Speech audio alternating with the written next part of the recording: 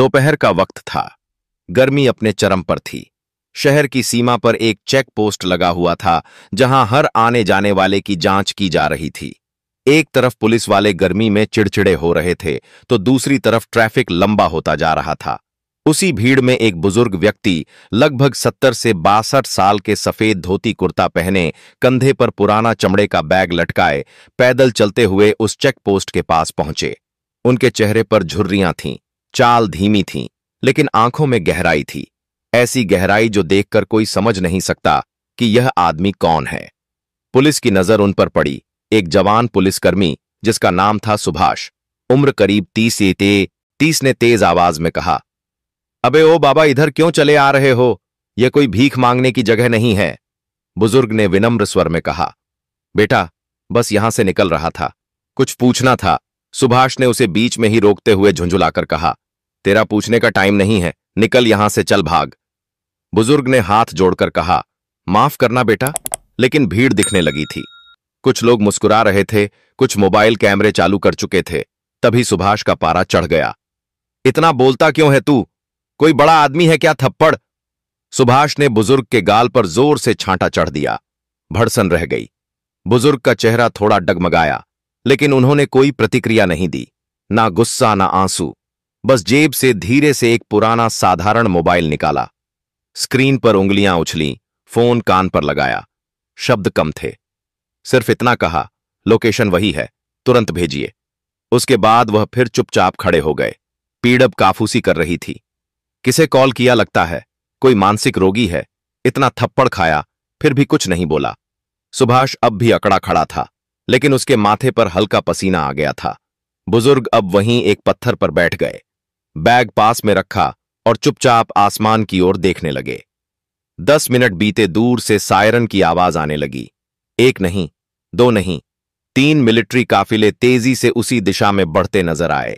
Gypsy और बख्तरबंद गाड़ियां, जिन पर भारतीय सेना का चिन्ह बना था, धूल उड़ाते हुए चेक पोस्ट के ठीक सामने रुकी। भीड़ भागकर किनारे हो गई।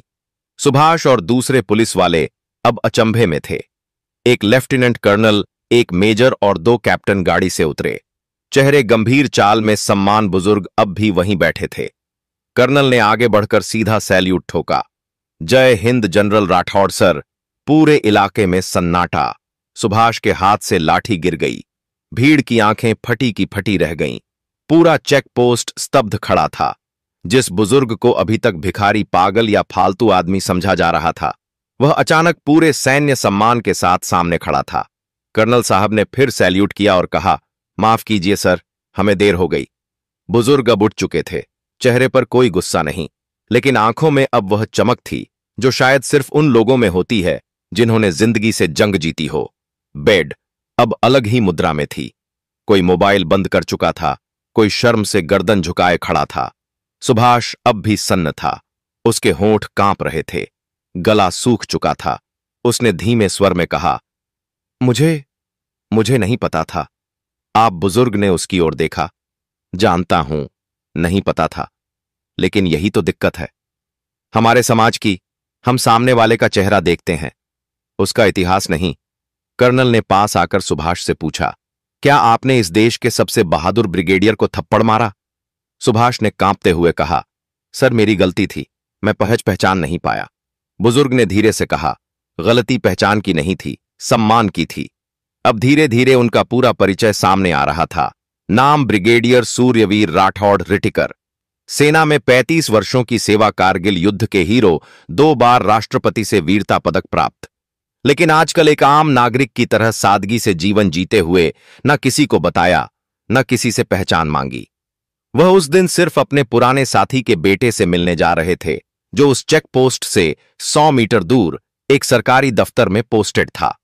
लेकिन उसके पहले एक थप्पड़ उन्हें याद दिला गया कि समाज अब भी कपड़े और चाल से इंसान को तोलता है। लेफ्टिनेंट कर्नल ने अब मोर्चा संभाला। उन्होंने सुभाष को अलग ले जाकर कहा, सर को थप्पड़ मारने से पहले क्या आपने एक बार पूछा कि वह किस लिए रुके थे? सुभाष ने सिर झुका लिया। कर्नल बोले, अगर उन्होंने जवाब में एक फोन किया और हम यहां हैं, तो सोचो, अगर वह कुछ और करते तो क्या होता? एक पुलिस अफसर ने आगे बढ़कर माइक पर घोषणा की, सभी लोग ध्यान दें, यह हमारे देश के सम्मानित पूर्व ब्रिगेडियर है जो घटना घटी, वह हमारे लिए शर्म की बात है। इतने में एक बुजुर्ग महिला भीड़ में से आगे आई। आप राठौड़ साहब है ना? मेरे बेटे को आपने युद्ध के समय गोदी में उठा लिया था जब गोलियां चल रही थीं। वो आज सेना में है। आपकी वजह से भीड़ अब धीरे धीरे हाथ जोड़ने लगी थी। कोई सेल्फी नहीं ले रहा था, कोई मजाक नहीं कर रहा था। सबकी आंखों में शर्म और सम्मान दोनों थे। ब्रिगेडियर साहब ने एक बार फिर कहा, मैं किसी को सजा दिलाने नहीं आया था, बस आज एक बात दुनिया को दिख गई कि ताकत आवाज में नहीं होती, संयम में होती है। अब माहौल बदल चुका था। जहां कुछ मिनट पहले तक शोर और अफरा तफरी थी, वहां अब एक गहरी चुप्पी छा गई थी। वह चुप्पी जो शर्म और आत्मबद्ध से जन्म लेती है। ब्रिगेडियर राठौड़ अब भी शांत खड़े थे। न चेहरे पर गुस्सा था, न शिकायत, सिर्फ एक थका हुआ सा सुकून, जैसे कोई लंबी परीक्षा में उत्तीर्ण होकर घर लौटा हो। पुलिस अधीक्षक एसपी साहब मौके पर पहुंचे। उन्होंने राठौड़ साहब के पैर छुए और हाथ जोड़कर माफी मांगी। हमें अफसोस है सर, हम सब ने मिलकर बहुत बड़ी गलती कर दी। राठौड़ साहब ने धीरे से मुस्कुराते हुए कहा, गलती तब तक गलती नहीं रहती जब तक उसे सुधारा ना जाए। एसपी साहब ने तुरंत निर्देश दिया। सुभाष को तत्काल निलंबित किया गया। साथ ही पूरे स्टाफ को अगले 7 दिन तक सम्मान और नागरिक व्यवहार पर विशेष प्रशिक्षण दिया जाएगा। भीड़ अब भी जमा थी, लेकिन अब चेहरों पर तमाशा देखने की उत्सुकता नहीं, बल्कि अपने आप से सवाल करने की बेचैनी थी। एक अधेड़ उम्र के आदमी ने अपनी बेटी का हाथ पकड़कर कहा, बेटा हमेशा याद रखना, किसी को उसके कपड़ों से मत आंकना। पास में एक युवक जो वीडियो बना रहा था, उसने रिकॉर्डिंग रोक दी और फोन जेब में रख लिया। कुछ दृश्य कैमरे के लिए नहीं, आत्मा के लिए होते हैं, उसने धीरे से कहा। ब्रिगेडियर राठौड़ ने अब अपनी जेब से एक छोटी सी डायरी निकाली। उन्होंने पुलिस अधिकारी से कहा, मुझे बस यहां से थोड़ा आगे जाना है, वहां मेरे पुराने साथी का बेटा है, उसे मिलना था, लेकिन मुझे लगता है आज उससे ज्यादा कुछ और मिल गया। एसपी साहब बोले, सर आज आपने हम सबको आईना दिखा दिया, कृपया हमें सेवा करने दीजिए। उन्होंने अपने सरकारी वाहन में राठौड़ साहब को बैठाया और खुद गाड़ी चलाने लगे। सड़क के दोनों ओर खड़े लोग अब हाथ जोड़कर सलामी दे रहे थे। कुछ लोग आंखें पच रहे थे, कुछ ने वहीं खड़े खड़े अपने बड़ों से माफी मांगी जिन्हें उन्होंने कभी नजरअंदाज किया था।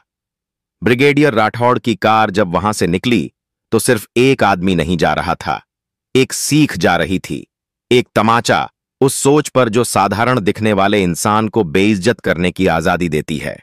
एसपी ऑफिस के बाहर अब एक नई पट्टिका लगाई गई।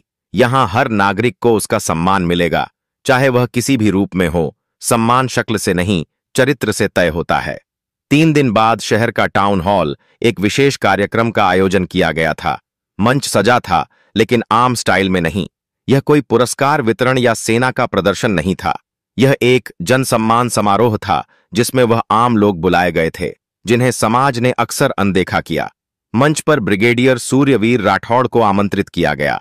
उन्हें किसी सैन्य वर्दी में नहीं, बल्कि उसी सफेद धोती कुर्ता में बुलाया गया जिस रूप में समाज ने उन्हें अपमानित किया था।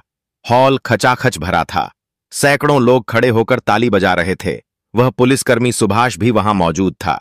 सिर झुकाकर आंखों में आंसू लिए ब्रिगेडियर राठौड़ ने माइक उठाया। मैं आज कोई भाषण देने नहीं आया, बस एक बात कहनी है, सम्मान मांगने से नहीं मिलता, लेकिन देने में हम क्यों कंजूसी करते हैं। उस दिन मैंने कोई बदला नहीं लिया, बस सच दिखा दिया, और यह सच हम सबके अंदर छिपा होता है। पूरा हॉल शांत था। मैं फौज में रहा, जिंदगी के कई मोर्चे देखे, लेकिन सबसे बड़ा मोर्चा होता है अपने अहंकार से लड़ना। वर्दी में सब सम्मान करते हैं, लेकिन इंसान की असली पहचान तब होती है जब वह बिना वर्दी के भी इज्जत पाए। सुभाष अब तक कांपते हाथों से माइक के पास आया। उसने हाथ जोड़कर कहा, सर उस दिन मैंने जो किया उसके लिए पूरी जिंदगी माफी मांगता रहूंगा। ब्रिगेडियर राठौड़ उसके पास गए, उसका हाथ थामकर बोले, अगर आज तुम सच्चे दिल से शर्मिंदा हो तो तुम पहले से बेहतर इंसान बन चुके हो और यही असली जीत है। समारोह खत्म हुआ, लेकिन शहर में एक बदलाव शुरू हो चुका था। अब चेक पोस्ट पर सिर्फ गाड़ियों की नहीं, व्यवहार की भी चेकिंग होती थी। पुलिसकर्मियों को हर सप्ताह संवेदनशीलता और नागरिक सम्मान पर क्लास दी जाती, और ब्रिगेडियर राठौड़ वो अब भी उसी इलाके में रहते हैं। साधारण, शांत, लेकिन अब सभी की नजरों में गौरवपूर्ण अंतिम दृश्य एक स्कूल का सभागार। ब्रिगेडियर साहब बच्चों को प्रेरक बातें बता रहे हैं। अगर कभी कोई इंसान आपको छोटा लगे तो उसे अपमानित मत करना, क्योंकि हर इंसान अपने आप में एक कहानी है, एक इतिहास है जो शायद आपसे भी बड़ा हो। बच्चे ताली बजा रहे हैं और कैमरा धीरे धीरे जूम आउट करता है। बुजुर्ग की साधारण पोशाक, साधारण आवाज, लेकिन एक असाधारण संदेश। कभी भी किसी इंसान को उसके कपड़ों या उम्र से मत आंको, क्योंकि कुछ दिल हीरे होते हैं जो धूल में भी चमकते हैं। सम्मान छोटों को देने से छोटा नहीं हो जाता, बल्कि दिल बड़ा हो जाता है।